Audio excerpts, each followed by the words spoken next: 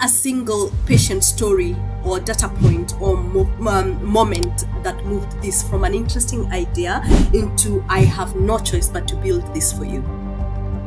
There's three, if I'm honest. One is our son, who's nearly 4 years old, and he has chronic pneumonia, and he's had pneumonia for the better part of maybe a year and a half, 2 years, which is very bad.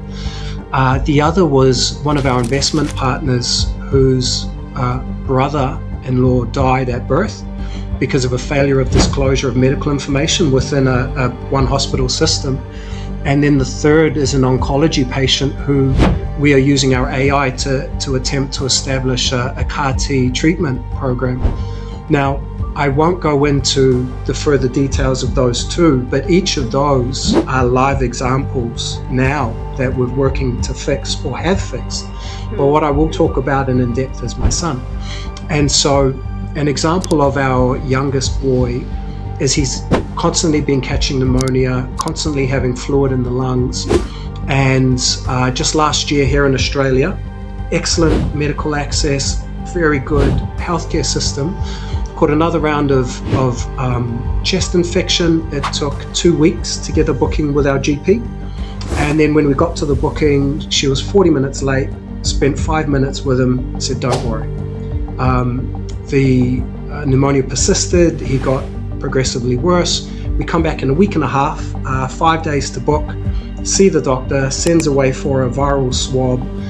The swab determines a thing called walking pneumonia, which is then a viral and then a bacterial complication. And then he ends up getting prescribed a antibiotic by solution. We put all of this data into our AI, and within the space of a 7.5 minute conversation, our medical doctor recommended the exact same antibiotics, made determination that there was a prevalence of, I think it's called chlamydia pneumoniae, which was prevalent in the local community, and that this is a likely outcome. So if we had had that tool authorized, and remember my team had created this knowledge for a year and a bit, my son would have been treated within a day and a half of getting the swab, feeding the results and getting the outcome. But in that case, he had another 8.5 weeks with ongoing pneumonia. So the cases I'm working toward, they do go from trying to save a young man and a family man's life, trying to drive a clinical trial, but they also go all the way back to just going, if you just need the time to look at the details, to look at the particular outcome and then order a script, that's not something that should take 2, 4, 6, 8 weeks. It can be done now with the tech we have to go, here's your lifetime medical history, here's a test for intervention, here's an outcome, here's a script. And so on the human piece and on the small scale, we actually just deal with all of the frustrating and inefficient medical outcomes my family see. And we're like, okay, can the tool fix that? Yes, it can. Okay, what do we need to modify? Yeah, it's got that.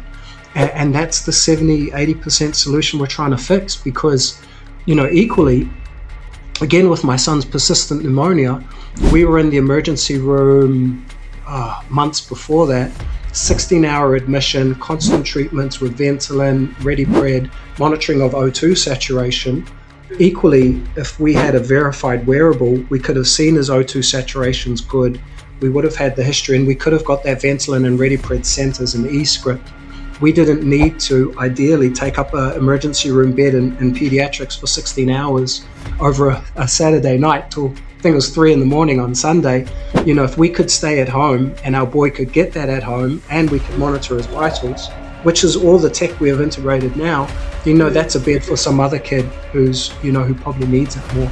So that's the system we're working to. That's the thing we're fighting our backsides off for.